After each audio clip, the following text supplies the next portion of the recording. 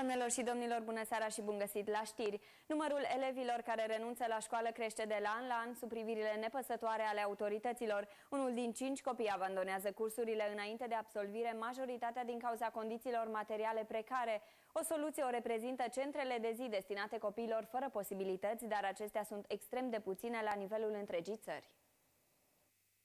Statisticile arată că în fiecare an mii de elevi din întreaga țară nu își permit să continue studiile. Îngrijorător este faptul că acest număr a crescut constant în ultima perioadă. Din păcate, România este din nou undeva în vârful acestei ierarhii.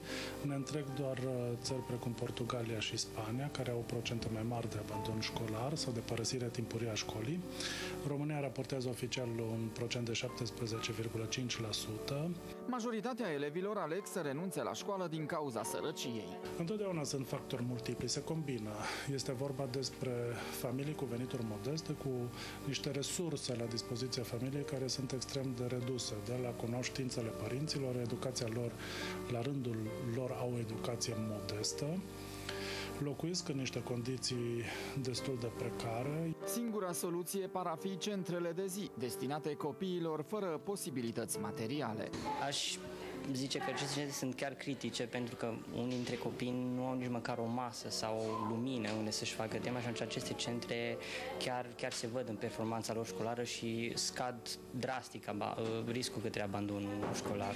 Familia Jiman, de exemplu, are 2 copii. Părinții lucrează chiar și 12 ore pe zi pentru numai câteva sute de lei, așa că educația celor mici nu a reprezentat mereu o prioritate. Foarte mult lucrez după masă. Deci mi programul, intru la 2 fără un sfert până la 10 jumate, îți la seri la muncă. Și nu am cine să se ocupe de ei. La ora 23 veneam acasă, trebuia să mă ocup de teme, să vedem ce și-au făcut, ce nu și-au făcut teme.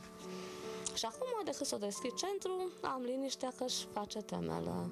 Acum, ambii copii merg la un centru de zi, iar rezultatele încep să se vadă. Poate Dumnezeu mi-a dat un dar, că nu mă încerc să fac tot posibilul să nu mă enervez, să le ofer ce le pot. Ce înseamnă buenos dias?